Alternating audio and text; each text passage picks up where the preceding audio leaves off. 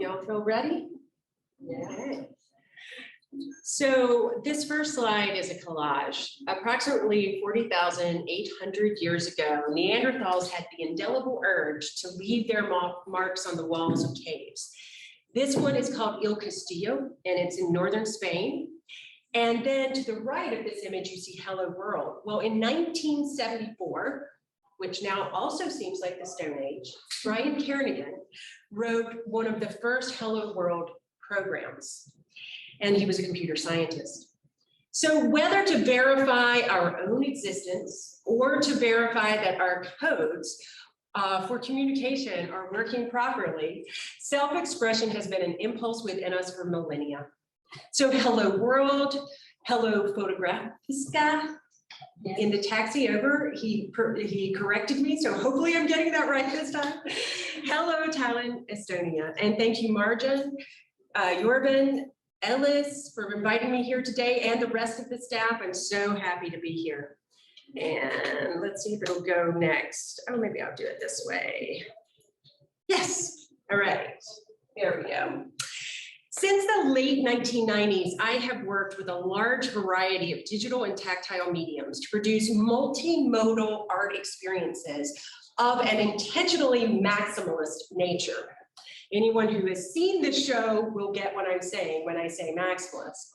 Using a highly saturated color palette and incorporating horror vacuum style compositions, Latin for fear of empty spaces, I mash up art historical references with symbols of contemporary network culture to reflect the hyper-mediated culture we coexist in today. I call myself a transmedia artist because I translate the core concept of each of my projects. I generally begin with a drawing or a digital sketch, or even sometimes it's some kind of text or a tweet, right? And then I will transform these different ideas into physical objects and then also across experiential platforms. So one of my single projects, which you will see as I start to show a lot of works, and this is a maximalist presentation, so be prepared to see a lot of images. I'll start speeding up. And so one of my single projects often entails 2D and 3D digital print works. And welcome everybody who's coming in. Great to see you. Hello. Videos and animations, web-based interactive works, multimedia installations, XR, that stands for extended reality, the umbrella term for augmented reality, mixed reality, virtual reality. I teach at NYU also, and so I'm all the R's person there because I run an XR lab. So this is a feverish pitch kind of process, you know, working with this core concept and then translating it across these different media platforms and sometimes into different physical objects or instantiations. And I like to think of this, because I studied piano, classical piano for like 10 years. I like to think of this as a musical score almost, a digital arts musical score with themes and variations. A couple more things before I launch into a lot of images is I am engaging with the uncanny complications of identity and cultural construction within the framework of hyper-real and post-real conditions. And my message comes in the form of an invitation to travel with me through a mixed reality looking glass, where aspects of the past and present collapse into each other, and they reverberate in these idiosyncratic and often absurd. I definitely deal in the domain of the absurd. And so they reverberate in these absurd kind of high and low cultural juxtapositions. High meaning art history references, low being just the vernacular day-to-day network culture speech. And the veneer of my work, again, if you've seen this video, which I'll be showing, can sometimes be described as like a fun house. But if you do immerse deeper, hopefully you'll discern that there are articulations of more serious and less entertaining concerns. One other thing I'll be getting into is how I embody multiple personas. So I'll be sharing with you about 9 of my avatars tonight. And I harness wit and subversion to deflate patriarchal superstructures and turgid cycles of repression. Embedded in my work is a longing for unification in the midst of societal atomization, an unachievable but aspirational goal. Okay, now we're going to take the Wayback Machine.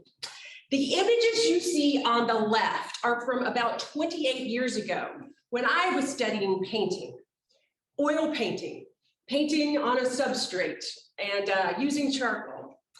The image on the right is from the Hell panel of the Garden of Emoji Delights, the work on view here, which I'm so excited about.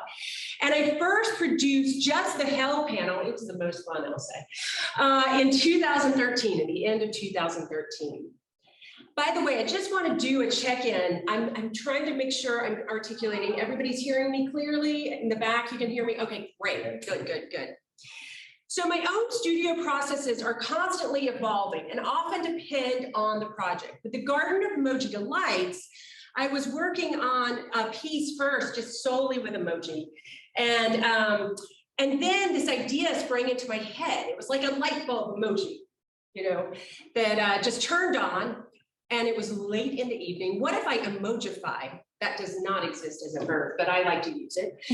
Harambe Bosch's The Garden of Earthly Delights. It was a favorite work of mine, has been for some time, filled with these symbols and strange chimera that art historians and viewers 500 years later are still trying to decipher. And I worked through the night and late into the next morning, sketching out the first Hell panel, overlaying hundreds of existing emojis, and this is 2013, so there weren't as many back then, and creating a lot of new ones too.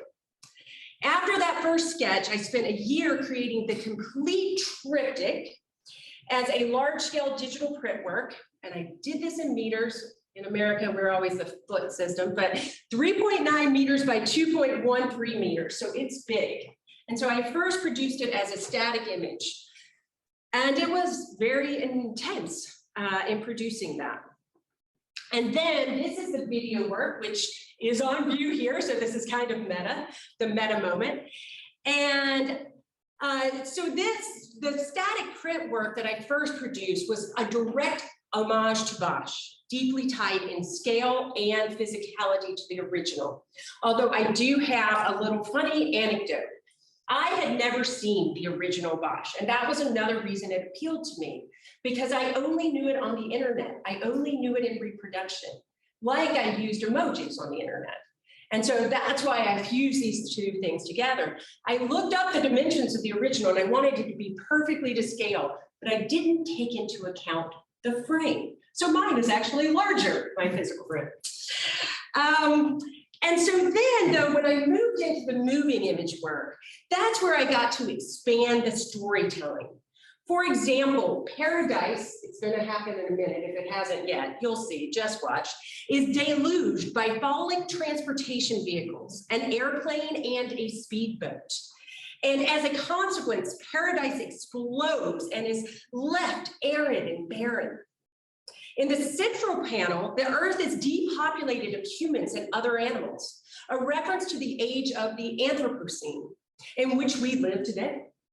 And with Hell, I played with the English expression, when hell freezes over, and literally created a snowstorm in hell. It also made me think of a Robert Frost poem about the end of the world, and it could end in ice just as much as in fire.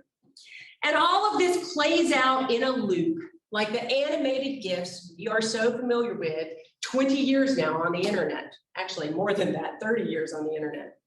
On a metaphorical level, I'm suggesting the cycles of life and death on this planet and throughout the cosmos. As you can see here, I have also explored the theme of emoji delights in other mediums, including 3D printed sculptures, animated GIFs, and drawings.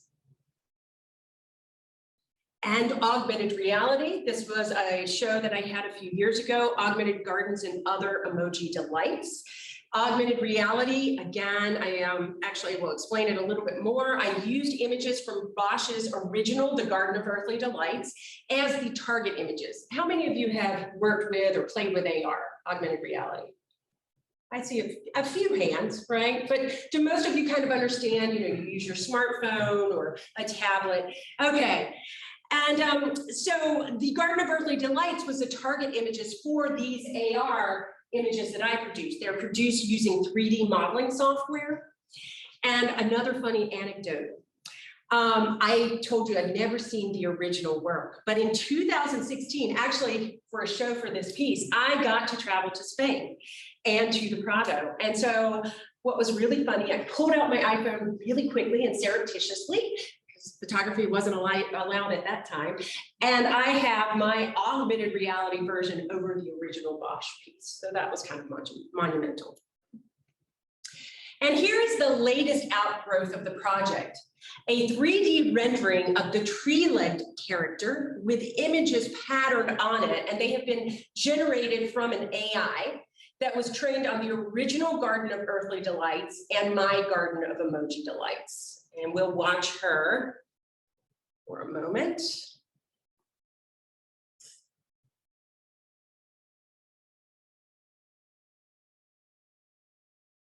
There we go. And for tonight, and specifically for this exhibition, on the occasion of this exhibition, this work has been minted as an NFT, a non-fungible token. How many of you are familiar with NFTs or blockchain? Oh yeah, I see some hands, great, okay. All sales of this work will go to proceeds to benefit Ukraine, which I know Fotografiska has been working on, and so I'll be working with you on that. And I actually call this work, I call this tree-legged woman a self-portrait because art historians have claimed the original tree-legged creature that's in the Hell panel, if some of you can remember it, that was a self-portrait of Bosch, a kind of strange and surreal one. And so if any of you are ready, have a wallet, or when we get to the Q&A later tonight, I can answer your questions if you have questions about setting up a wallet. This is Tezos based, so it is proof of stake, and it is a greener cryptocurrency, if any of you have also concerns about the environment. And then this is just all of the information about it, and you can also, if you want to take an image and go to either of these websites, and you can access and look at this NFT. Right. Now, speaking of self-portraiture, I'm now going to talk about some of the identity aspects of my work. So I have used myself in my work for over 30 years. Yes, that's the year I was born. Just kidding. Okay, for over 30 years, I'm in my 50s. Often not just in terms of self-portraiture, but as a way to work through, to perform identity and its cultural constructions. The oil painting on the left is from 1992, and I am obliquely referencing Diego Velázquez, Las Meninas. I'm standing in a contrapposto pose, wielding my paintbrush, looking directly at my audience and daring them to not take me seriously as an artist. I was just a few years out of my teens at the time, so it was a good moment to reify my existence as an artist, as a female artist. The middle image is a digitally composited photograph. I was doing lots of digitally composited photography in around 2004 through 2008. And here I am dressed up like a popular TV character from the television series I Dream of Jeannie. It was an American television series. She's on a yellow brick road though, so I'm mixing some metaphors. And the yellow brick road is from this book and movie called The Wizard of Oz. And coming out of, instead of one of these, classical kind of bottles, she's coming out of what was the diet drink of the 1970s, Fresca bottle. And you'll see in the sky, paratroopers, the US was still involved with the invasion and war in Afghanistan, and butterflies floating in the sky. So two kind of mixed symbols of aggression and of perhaps peace. The image on the right is an augmented reality avatar version of myself, made in 2017, where I am being 3D printed over, laying claim to being a cyborg. The Cyborg Manifesto came out in the 80s, and anybody might be familiar with that essay. And there were claims that we have been cyborgs since we started augmenting our vision and the various other ways we kind of augment our experiences, but it has definitely escalated. So as I've said before, my art making tools and my aesthetic approaches are highly variable, and you'll see more as I continue to share. But there are some through lines.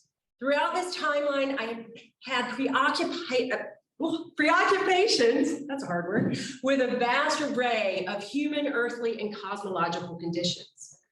From examining reality and illusion through a variety of mediums, to studying art and technology to become visually, digitally, and conceptually literate.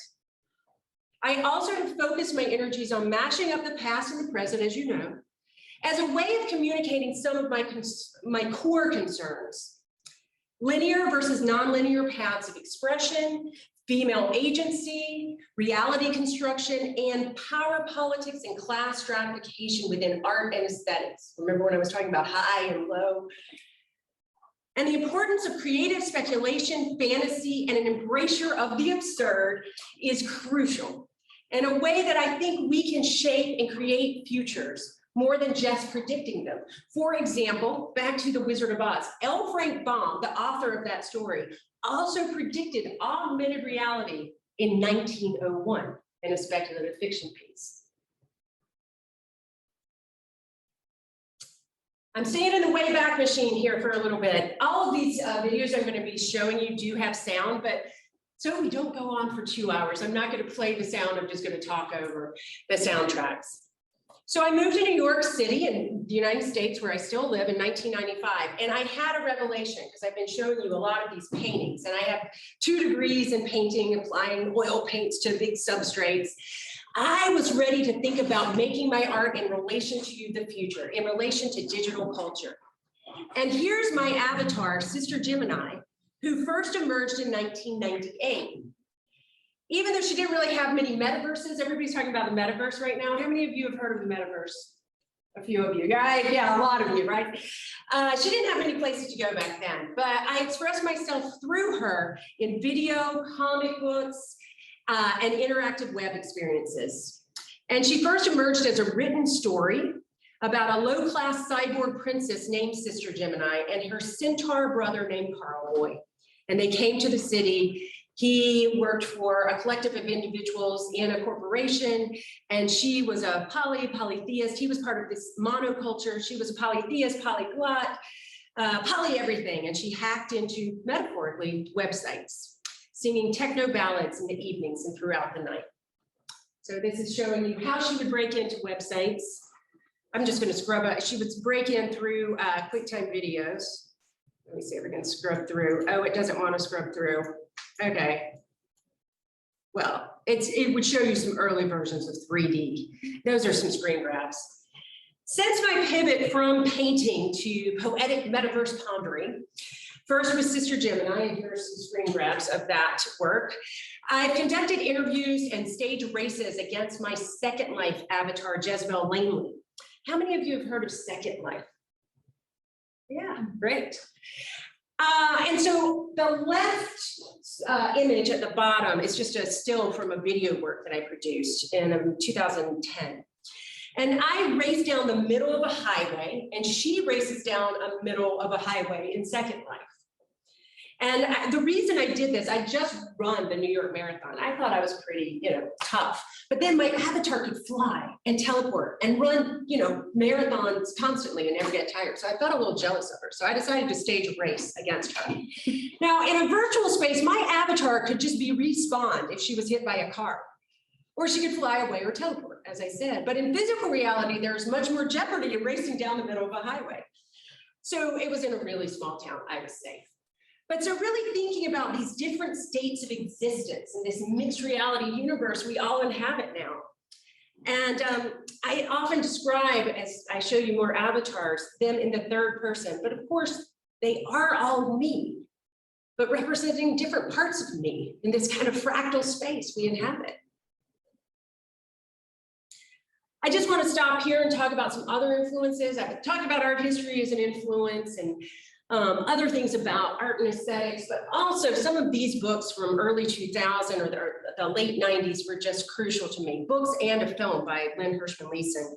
Manifesto, which was a really important book by Jennifer Baumgartner and Amy Richards, where it's laying out a new plan for feminism and activism. And Zeros and One by Sadie Plant, brilliant book. I'm not going to go into details, but if any of you are familiar with them or might be interested, look them up. Hamlet on the Holodeck, 1997 by Janet Murray. She was kind of coming up with ideas about what the future of art would be, where it would be multimodal. There would be lots of different experiences. It would be interactive, and she uses the holodeck from a popular television series called Star Trek as her metaphor for this. And then, of course, Conceiving Ada by the brilliant pioneering artist Lynn Hirschman Leeson. And this is about the life, or it's a speculative fiction approach to the life of Lady Ada Lovelace. Lady Ada Lovelace. I have an avatar, Lady Ava interface. Lady Ada Lovelace, the first computer programmer working with Charles Babbage in the 1860s on the analytic engine. Now, in my project, A Subject Self-Defined, that I produced in 2016, I addressed issues of branded identity, age and body estimation, catastrophe culture in Hollywood, it's a big thing, and online agency via static, dynamic, and interactive selfie imagery. So there were drawings, digital drawings that I made, 52 of them, 52 augmented reality experiences that were published in a book, and then these 4K videos, 4K being just the scale of the pixels.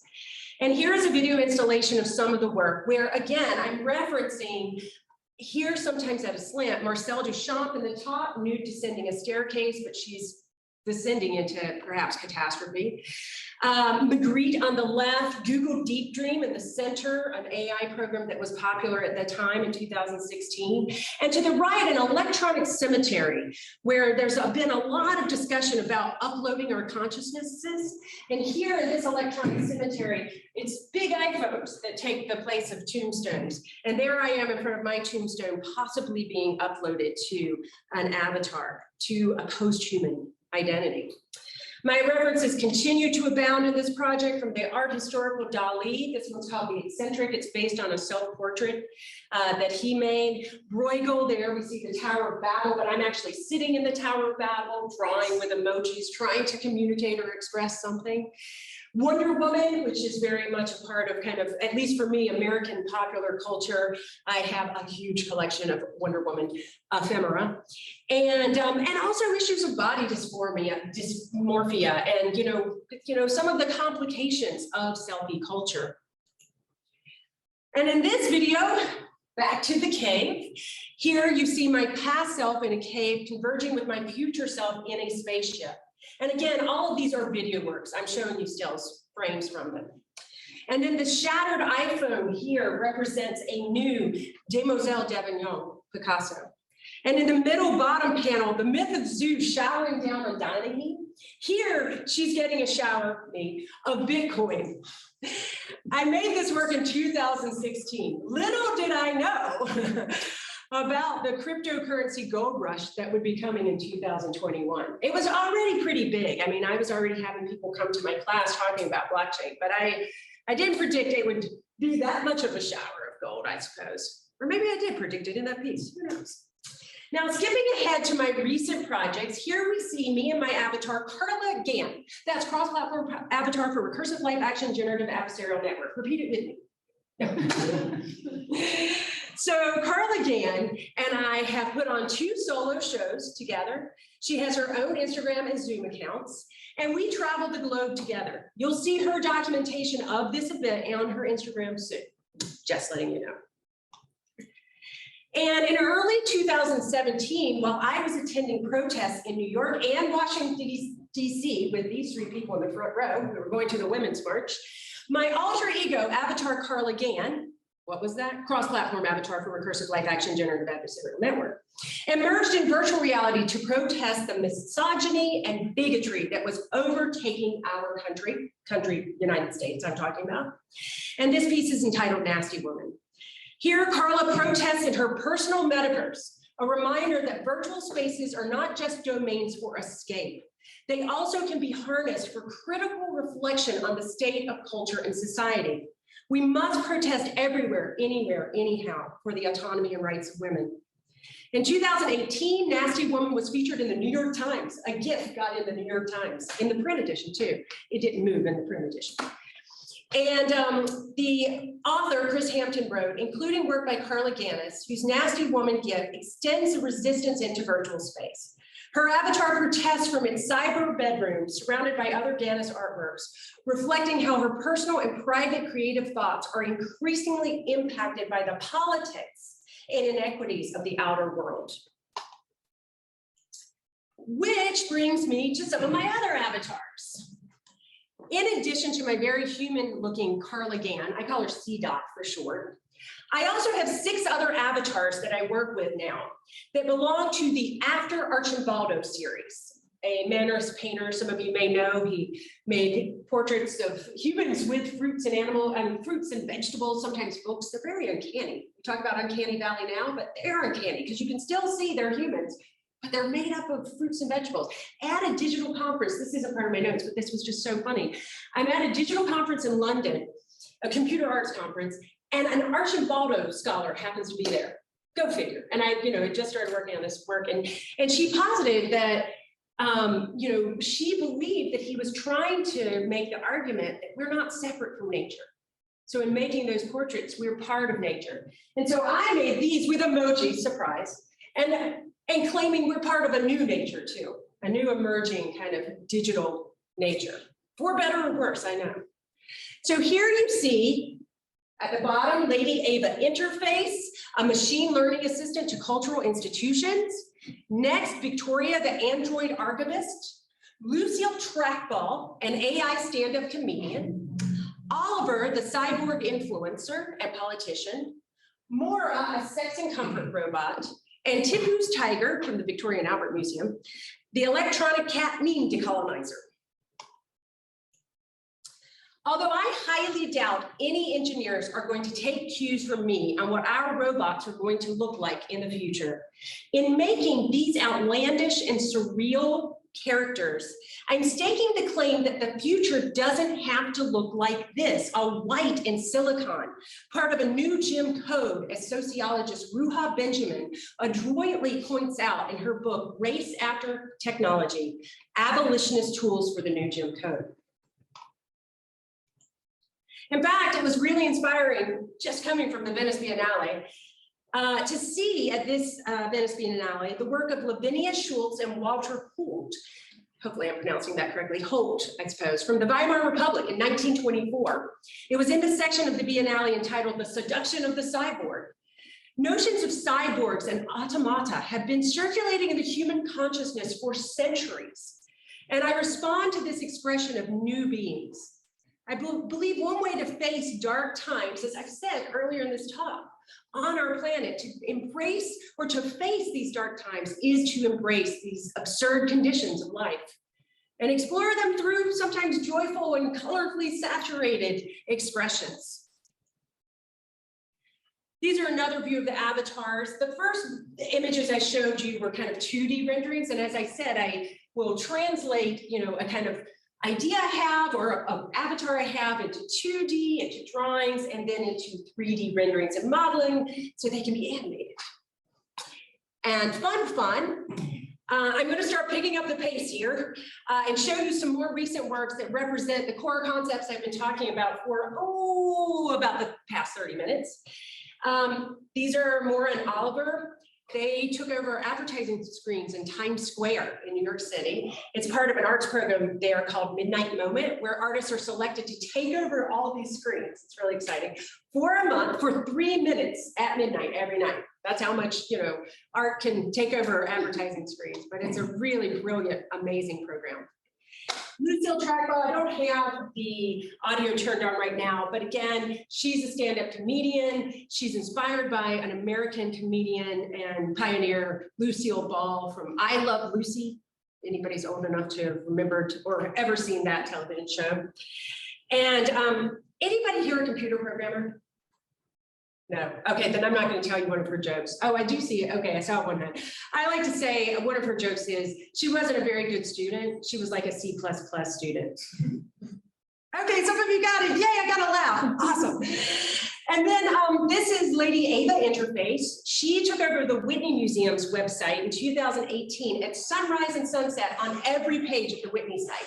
It's part of a digital arts program they have there. Their curator, Christian Paul, invited me to do this project.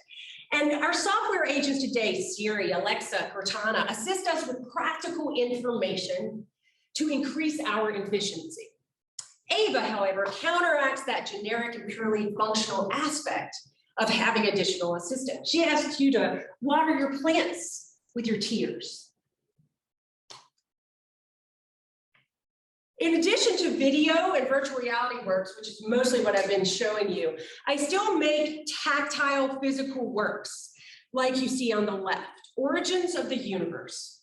And then during COVID, this 2.5 years, which we're still in COVID, I know, but during the kind of heyday of it when I was incredibly isolated like the rest of us, I started turning to more social VR spaces. Social VR is a kind of virtual reality. You can access it on a web browser or with one of those headsets, head-mounted displays, and you can be in there with other people. And it was really, really important during these moments where we were so isolated. And so I reinterpreted it as a social VR space.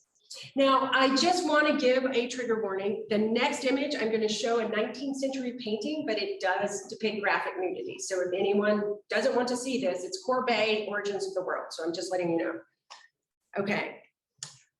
So my references are Courbet, Gustave Courbet's scandalous painting from the 19th century that still can get people kicked off of Facebook if they post it. And from also Nikki Dixon-Ball, who is in the Venice Biennale, I'm so happy to see. And this is her piece Han from 1966. So you see I'm referencing both of these artists' works, but I'm also referencing, like I often do, network culture, and particularly a custom around 2017 when I first began working on this piece of 3D printing iPhone holders, but they're always scantily clad, sexy women. So I was like, I'm going to mash all of that up and see what I come up with. So here is a still, but this is actually all animated. It's a generative work going in the iPhone. This is part of the physical sculpture, and it also appears in the simulated VR version as well.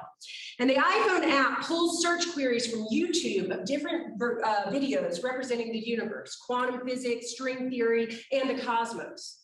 I'm suggesting we are finally living in an age where there has been increased recognition of females' contributions to physics, engineering, computer science, and yes, art. Thus, I have expanded Courbet's world to a universe positioned between a woman's legs, not to signify biological determinism, but to signify the power of the female archetype in scientific and in cultural realms. So, quite a few of you are familiar with blockchain and NFT. Yes, where have I been exhibiting? A lot over the past 2.5 years. More and more in social VR and traveling AR shows. Tina Staunlander, a German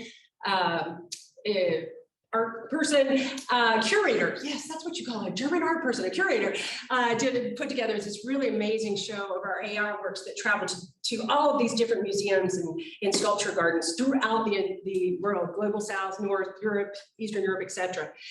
North America and South America.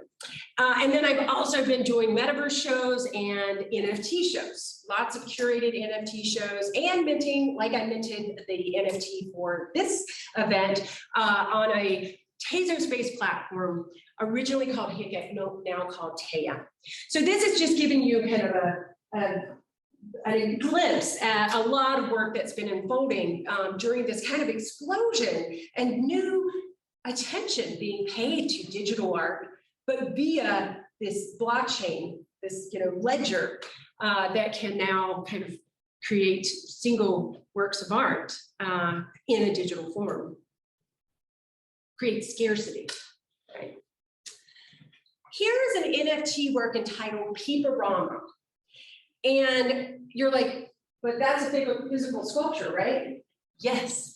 what you can do, and this has been really exciting for me because I often work in these hybrid ways where I create a video, I create an augmented reality experience, I create a VR experience, and then I create a sculpture, is you can embed in the metadata a tag that will embed this physical object as part of the NFT contract.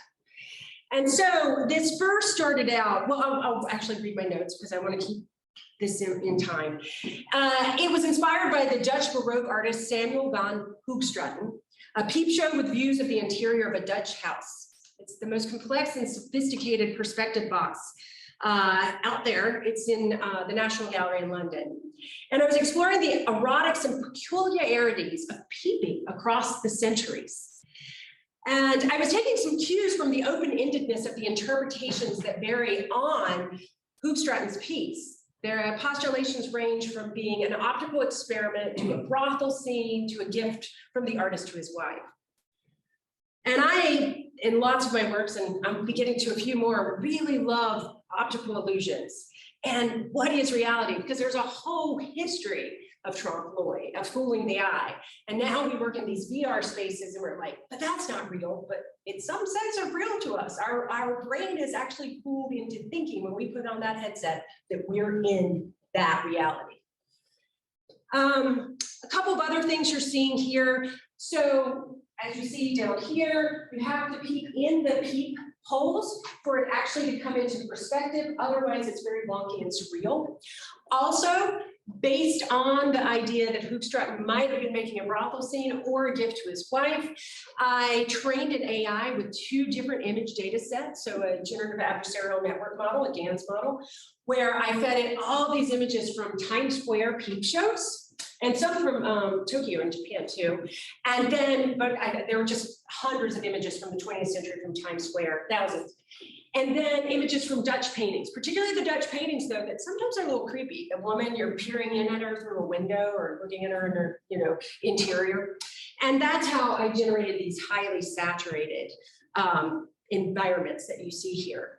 Also, as I tend to do, so it existed as a virtual sculpture that you could turn around in a web space on a browser, and then a physical sculpture, as I just showed you there, and then a VR experience, both a single user VR where you can be in the space alone, so you actually enter the peep box, and then you have to consider, is anybody peeping at me? And I actually have eyes looking at you, peeping in at you, and a social VR space where you can be with other people. And then some of my other latest NFT work includes 3D LiDAR scanning. This piece is entitled Flight, and it comes from the series I'm calling Yonder. And so I have created these just with my iPhone. Well, they're a little more complicated once they get to this stage, but they begin as LiDAR scans using my iPhone. And they represent my thoughts on selfhood and culture as it is expressed within the radical phenomenology provided by the advent of mixed reality. I keep using that term. But think about this, the invention of tube paints had a significant impact on 19th century culture. They were a technology, tube paints. And painters who could suddenly now go outside and take their practice outdoors instead of being tethered to a studio. And it changed painting. It changed how artists, Monet, the Impressionists, were looking at things optically. Pretty amazing. And so they were painting from life. And so today, this handheld phone that has more computing power than the computers that launched a man to the moon in 1969. This device that I can fit in my pocket can capture volumetric impressions of life. As I sit in the window seat of an airplane or in a moving vehicle or walking the streets of cities and towns, I've been scanning all throughout Europe as I've been here for the past 2 weeks. It is through a scanner darkly I go. For these works, I reconstruct these 3D snapshots into fragmentary mise-en-scenes through a multimedia process that includes 3D animation, digital painting, and a lot of them are texture mount. If you don't know what that means, it's okay, but I'm using AI generated images for that as well. And in these works, often I'm appearing as a human, cyborg, or avatar. And I'm trying to embody but our collectively shared and yet atomized anxieties in an attempt to release them at this excruciating moment within our human timeline. So in this context, Yonder, the title of this series, is a place and a state of being, just within sight, but not quite. Even when we perceive we have arrived, much remains illusory. I'm getting to my last project now. How's everybody doing? Okay. So this project is entitled Wonder Camera. It's a huge project for me. I was inspired by the 16th century Wunderkammer, I'm going to say it with my American accent, Wunderkammer, also called Cabinets of Curiosities, as well as a contemporary social media practice of creating archives and collections on sites like Pinterest, Instagram, and Tumblr. And throughout this project, I'm considering the uncanny complications again. Oops, how did that happen? Let me go back. Oh, you're getting to see things beforehand. Is this the slide I was at? Yeah.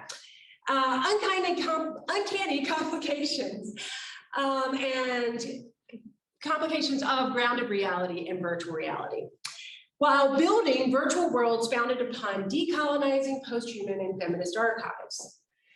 The traditional Wunderkammer were precursors to museums, and usually produced by people who had luxury to travel the world and build these collections. My Wunderkammer are objects and artifacts I've been collecting through the global internet and putting in these different forms. A little bit about it. I first presented this work on the Ides of March 15th, 2020 in San Francisco, the United States, at a gallery called Telematic. And 3 days later, guess what happened? We had to close the show until September. But I created a virtual reality version of the gallery. So I completely created a exact replica of the gallery. So later, even though people couldn't go to the physical gallery, they could go into the replica, the virtual simulation. I also created physical cabinets, and here are the acknowledgements of the various people. This is a project that is very ambitious, and many wonderful people have been working with me on this project, including Cleveland and Tex, sitting in the front row. This is a physical print that was in the gallery. This is a trompe l'oeil. It's not actually a frame. I just made it look like a frame, so I'm playing with trompe l'oeil throughout the show. And this reveals where a lot of the ideas come from. Does she look familiar? There's Carla Gannis, cross-platform avatar for recursive live action generative adversarial network. And that's her studio. And news headlines ominously project through her windows as she works. Now I'll show you my studio in Bushwick, Brooklyn, New York. Not quite as nice, not as spacious. But I have, all my cast of avatars and characters there, and the Garden of Emoji Delights, of course, too. And then also, this is one of my other studios, a machine learning studio hosted by Playform.io. It is here where I train Playform on thousands of image data sets pertaining to the topics I choose to address in my Wunderkammer. Endangered species and emerging species due to climate change, their extinction, politics, networks and digital semiotics, decolonization and global pluralism, humor as salve and feminist salvation, obsolete and emerging tech, and sex and comfort in tech. The images generated by this AI, I then collaged and created patterns from to line every cabinet in the Wunderkammer project, both in physical space and in virtual reality. And in this installation, I created a holodeck. Remember I told you Hamlet on the holodeck, 1997, Janet Murray's book, it impacted me. And I made a holodeck, and it's hand painted. Little did I know, it's hand painted, and that's a carpet. It's quoting from this really funny movie from the 1990s called Lawnmower Man, one of the first references to VR. It was the height of special effects at the time, which is very cheesy now. Cheesy being kind of weird to look at. But one other thing is it's an intimate domestic space. Little did I know that soon we'd all be in our intimate domestic spaces, living through a global pandemic, where all of these technologies have now just been internalized. And we're with them every day, for almost 2 years. We weren't at our offices. Our offices were at our home, our technologies, our computers, everything starts to encroach more and more. Some people are uncomfortable with it too. And those are the kind of complications that we need to consider in our art and our conversations about these things. These were portals. So you see the avatars again here, they're sculptures, and then with AR technology, they come to life and they act as hosts to guide you into the virtual reality. A memento mori piece, you take this off to put on your head to go into virtual reality. Always a reminder, what is the end consequence for all of us? And then these are some shots from the virtual reality experience and a few people who got to experience it then. After COVID, I wanted to make sure that the work was accessible to people because a single VR experience with a headset was no longer possible. You don't want to be sharing headsets during a global pandemic. So I rebuilt the entire piece on social VR on a platform called Mozilla Hubs. But I did a lot of drawings. Drawings, I haven't showed you many of my drawings, but drawings still are a really important part of my process. And so to translate it to this other social VR platform that has more kind of limited capabilities, I wanted to think about how I might reapproach it. So I made all of these drawings of the cabinets. And then I animated them all because in the original the original VR work at the gallery, there were 900 objects you could pick up, and you could change my classifications because I didn't want my categories to be overdetermined. That's the problem with the original Wonder Camera. So you can move things around as in VR, but you can't do that in social VR. So I wanted to make them very dynamic so that it doesn't suggest that these are static, unchanging kind of categories or ideas, but that they're dynamic and they have the possibility to change and mutate again as we communicate and try to work on a better future. This is the main chamber of the Wonder Camera, so you can see all of the different cabinets. And again, you see that carpet that I used in the physical reality installation here as well in the virtual reality. This is the lobby where you can select any one of these. So there are many different chambers. I call them wonder chambers that you can go into. It's a steady project in progress. I keep working on it. This is one of those projects I think I might be working on for as long as I'm on the planet. Now, over the past year, I've also been launching another phase of the Wonder Camera with many interconnected wonder chambers.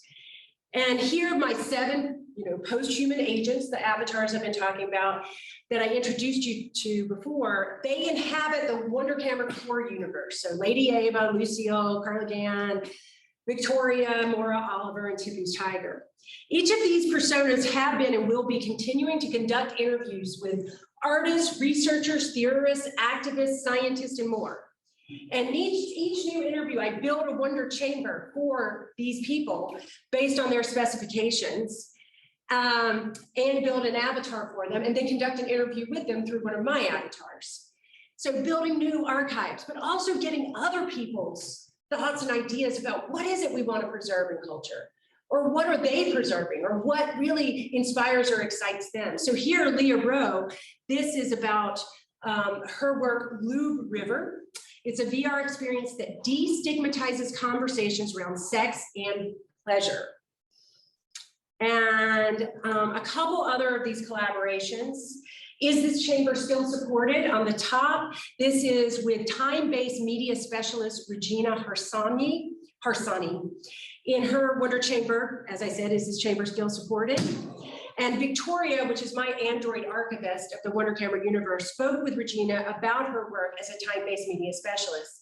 In the hour-long interview, Regina unpacked the differences between conservation, preservation, and restoration in relation to traditional and new media art, and provided critical and in-depth insight into the field of time-based media conservation. It's so important. Do you know how many experiences have been lost over the past 30 years, things that were built digitally on the internet? And she's working to, change that. And one key takeaway is that Regina's work, checking the time, I'm almost done. We'll get to Q&A. One key takeaway is that Regina's work in educating artists on best practices in the electronic studio is crucial to the preservation of born digital art for the 21st century. And then there's Regine Gilbert, who, I don't have my notes about her, but she's a colleague of mine at NYU, New York University, where I teach. And she has written an amazing book on accessibility in art and design and in digital design products. And she had a wonder chamber. She asked to build a wonder chamber with lots of flowers, a map of New York City because she loves New York City, and various other things that are meaningful to her, including Black Panther, because she was like, it was the first time seeing herself represented as a superhero. And sneak peek. So, premiering in 2023, the Wonder Camera is expanding. And what I'm really excited about is I've got a space in the United States at Halsey Institute at the College of Charleston, where these are just 3D renders, but I'm actually going to be exploding it back into physical reality. So all these works I've been producing in virtual reality for the past 2.5 years throughout COVID will now then get instantiated again back in physical reality. And these are early models, so I'm giving you a sneak peek over this 2.5-week tour of Italy and now Estonia, Tallinn, and also stopped in Germany. I have some new inspirations for this, but stay tuned. And this is my last slide. Does she want to animate? Come on, dance. Maybe she doesn't want to. That's okay. She'll just be static. So I'll end with a quote from my 1998 story called Sister Gemini that I talked about early in this talk. And here she is in a recent TikTok video. I've taken to TikTok to do some things with art. And it's a 21st century avatar. If you remember, the one I made way back in the early part of the 21st century was a lot more crude. But this is something she wrote. I was a polyglot, a polyglutton, a polyquantum universalist. More was more for me. The monos generally co-opted the polys and transformed our work into something digestible, easily consumed and puritanically strained. The work of us polys was decentralized. I was writing in 1998. Its source is buried and pagan, rich on content, but poor on power. The monos knew how to turn our pulse into power, but in so doing, our multiple gods and goddesses were sacrificed. Now that was 2 decades ago. A lot has changed, but some things haven't. But I love this quote by Alice Walker. The most common way people give up their power is by thinking they don't have any. Artists and people working in the arts have power, a more immense amount than we may imagine. And through our world building, our space sharing, our placemaking in metaverses and in museums and in spaces like this, we have power. And we can achieve what the late David Graeber, an anthropologist and anarchist activist, pointed out to us all, quote, the ultimate hidden truth of the world is that it is something that we make and could just as easily make differently. Okay. Oh, no, she's moving. All right, there you go. She's dancing to I Like to Compute. And so you get to see her dance. Yes, finally. I talked a lot about social VR spaces. All of these spaces you see here, if you want to go on your browser or any of you have VR headsets, take a screenshot here. They're all free and open to the public 24/7. So maybe I'll see you in there. The Wonder Camera lobby, you have 15 different places that you can go from that main link. And then these are some other social VR projects I've been working on over the past 3 years. Oh, did I not? Oh, did I move too quickly? Sorry, I'll keep it up.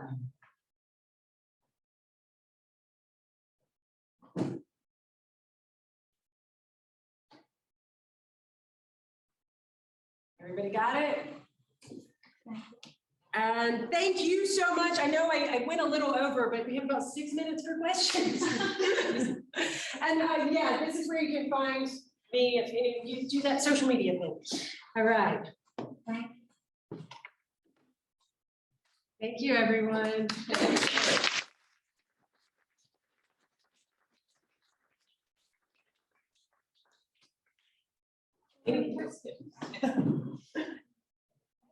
Yes, Lynn. Are you going to post this lecture on carlagannis.com? I can link to it because Fotografiska is going to put it on their YouTube channel, and then I can just link to it on my website for sure. Yeah.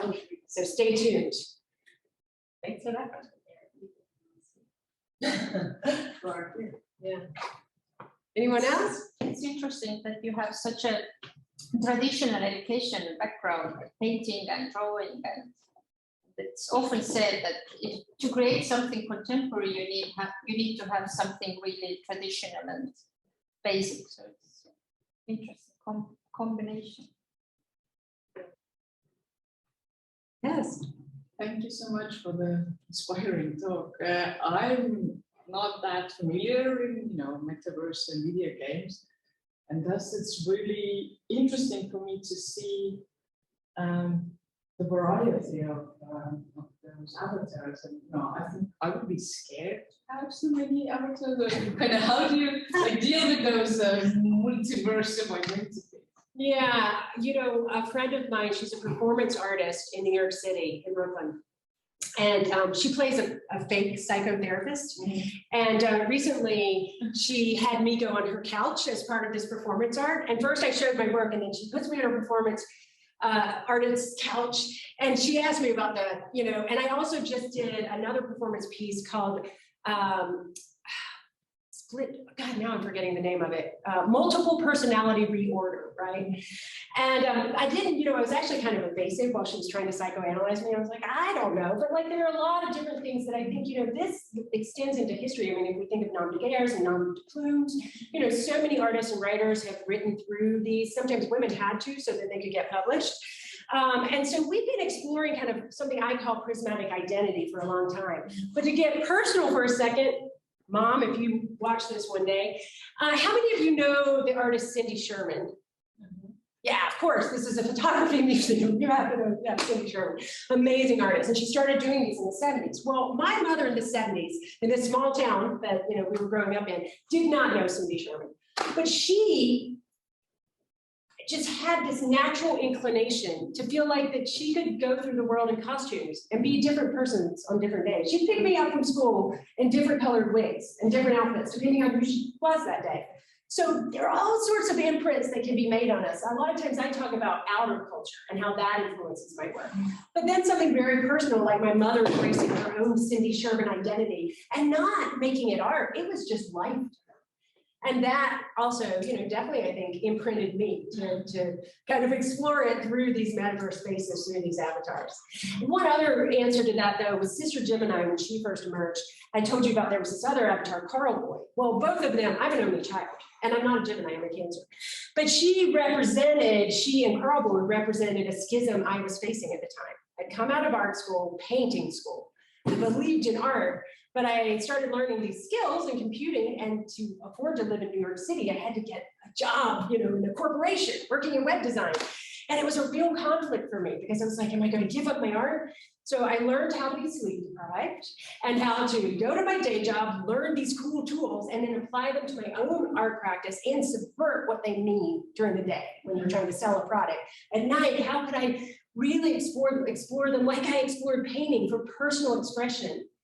And not just to, be tied to industry and design. But there was a schism, and I needed to express myself through Sister Gemini to feel free and to kind of maintain that I could still stay an artist. Yeah.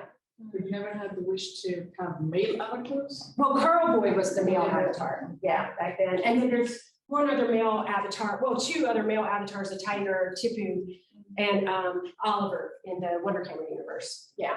And then Lucille Tragball is actually they, so she's gender, not she, they can be gender non-conforming. I mean, all avatars are really gender non-conforming. So using these pronouns, may get complicated in the future.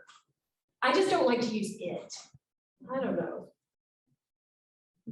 Anyone else? Yeah. Do you miss oil painting, or you do like time to time? This is funny. During this trip, with the people that I've been traveling with, at one point, I'd just gotten through NFT NYC, so it was like all this talk about blockchains and digital culture and metaverses and digital. And I was like, you know what? I think I'm going to get back to New York after this trip and just make some oil paintings, you know? And who knows? I don't feel limited. I mean, back in the 90s, this is high drama, but when I decided to quit painting, I felt like I cut off my hands because I didn't describe myself as an artist. I described myself as a painter. But my dad had taken me to computer graphics conferences when I was a teenager, and he said, this is a future art. And I was like, no, I'm studying classical piano and painting. So my dad was way cooler than me in terms of embracing the future. And, but when I first did it, I mean, it was painful to me, right? But I wanted to make that cut. And I liked a lot of conceptual art from the 60s and 70s. So Baldessari, he burned all of his paintings. So I threw all my paintings away to make that cut, right? But I still have slides because y'all saw some of the paintings. I still have the images. But back then it was like, either I was going to be in the old art world or I was going to be in the new digital art world. Today it's all one art world, you know? And so now I can make a choice to, you know, I hand painted a holodeck, you know, on the wall of the gallery.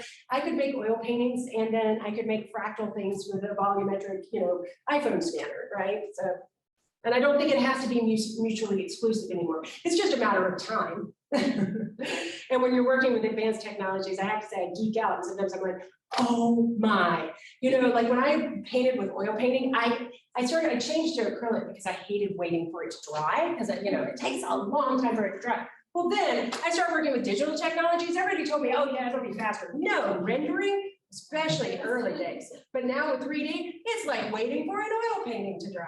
So it's never easy, but it's a whole lot of fun. How many of you are artists? Yeah, kind of, sort of, yeah, own it. Anyone else? Yeah, Margaret.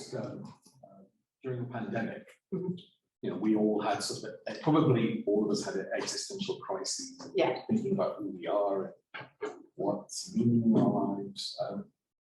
Do you have any insights from that period about yourself as an artist? I actually, as an outgrowth of the Winter Camera project, I co-curated with my gallerist in San Francisco, exhibition entitled The Archive to Come. And so 58 artists, international artists from around the world were selected to produce works or to just, you know, submit works based on this crisis that we were all experiencing. And the prompt was, what do we want to preserve going forward? What have we dealt with during these multiple crises we faced, you know, over the past 2.5 years? And from that, you know, I think our value systems might have changed. And so each one of those artists addressed that question. And I built a metaverse. I actually have a link to that one too. I think, yeah, the Archive to Come. And so I built a big metaverse space. My partner's an architect, so he helped me with the architecture, building it. It's a big kind of teardrop. And I trained it on an AI of flora and fauna from every continent of the world, since we had artists from every continent in a show. And then we put their works in it, and then you swam to it. There was no floor, there was just water. But we also showed their works in a physical gallery. But, you know, of course, it was only by appointment. And we built a website because they were all moving image work where we represented that work. And for the 2 months of the show, every week, we would meet on Zoom and in the metaverse space I built. And each artist would present their work. They would chill, we'd just talk. We'd hold them at different, because there were so many different time zones, right? So sometimes we'd hold the events at like 6 in the morning, sometimes at 9 at night, sometimes at 12 noon to get as many people as we could.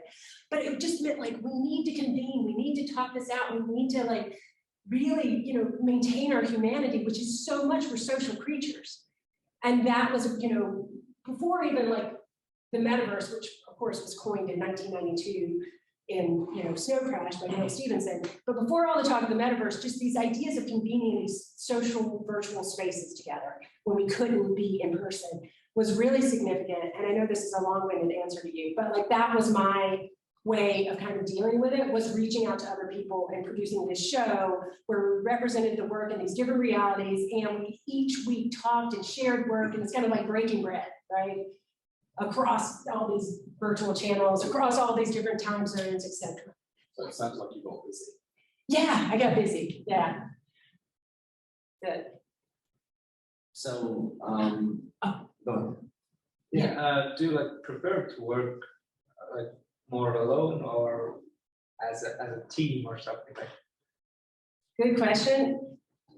I mentioned I'm an only child, so my natural inclination is I like to just spend lots of time alone. Like when I'm out, I can be super social, and I really enjoy people and talking to people. But then it's just like, get back to my studio, don't talk to me, let me just work. But like with so many of these technological projects, you need to work with other people. So for example, for the Garden of Emoji Delights on view here, Rafia Santana was my studio assistant at the time who worked with animation. I always, and when I was showing the Wonder Camera, I had a list of credits of everybody that's worked with me.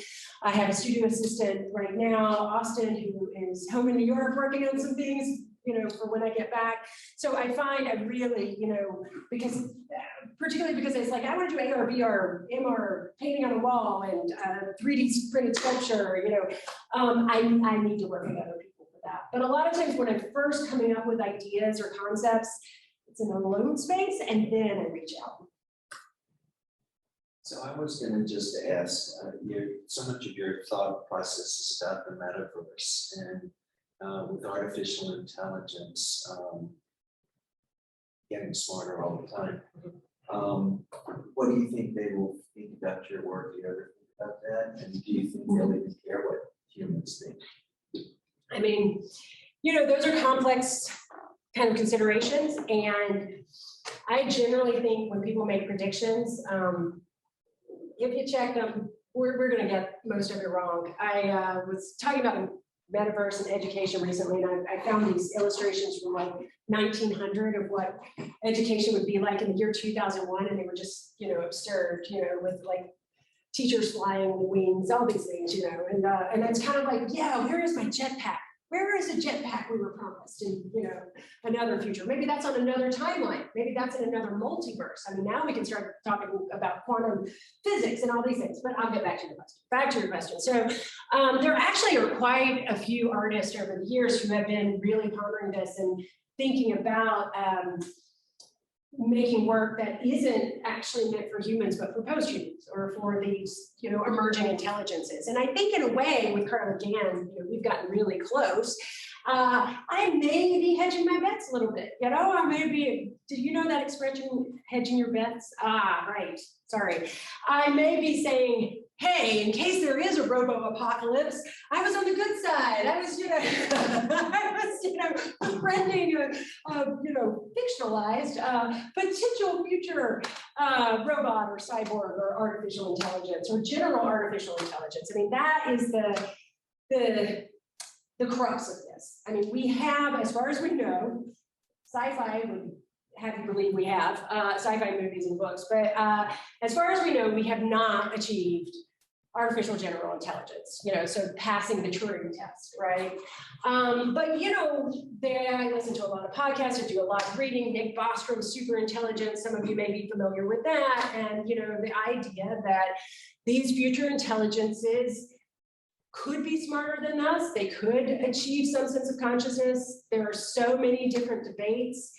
I think humans have exhibited a lot of hubris over many centuries in terms of thinking we're always the smartest and the best, and we can treat our environment any way we want so that we can consume and emit and do all of these things. And so, I think it's humbling to consider, what those potentialities are, but I'm not smart enough. I'm not a computer scientist, so I'm not smart enough to really predict what will happen. So that was my way of circling around your question and not answering. Yeah. Anybody else?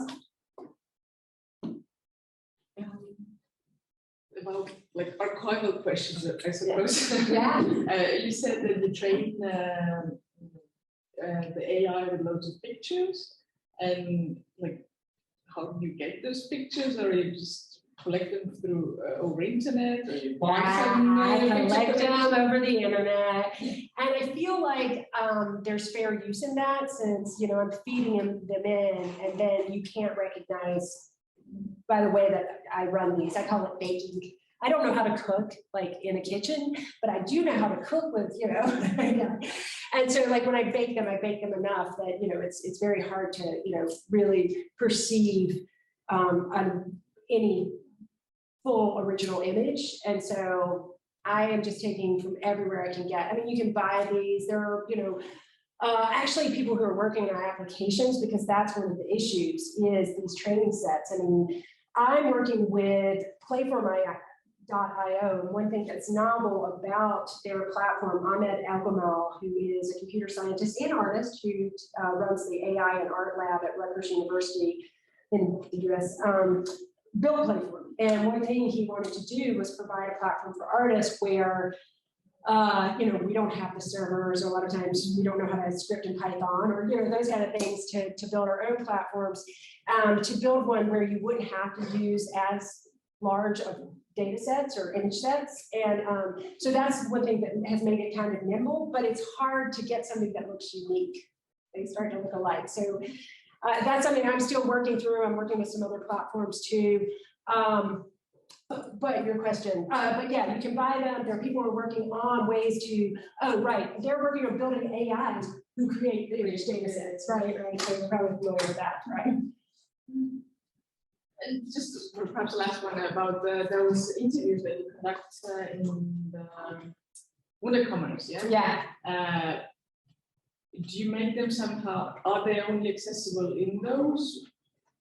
Oh no, they're on YouTube and Vimeo. Yeah, and so when you're in the room, I just have, because a room can't really support an hour-long video. It's too kind of processor intensive, because I want this to play on as many machines as. Thank you for coming by. Thank you so much for coming. I know we're running over, so quickly, thank you all for hanging out. So I have a link, so you just see like a 1-minute clip, and then you go out to either Vimeo or YouTube. I'm actually transferring them all to YouTube because I also want transcriptions for all of them for accessibility purposes. Yeah. And the next one is going to be Ahmed Ansari, who is, when I get back to New York, who is a scholar on decolonizing design and one of my colleagues at NYU. So I'm really excited about that one coming up. And we're in the process of building Ahmed's Wonder Chamber right now. Great. Thank you. Yay!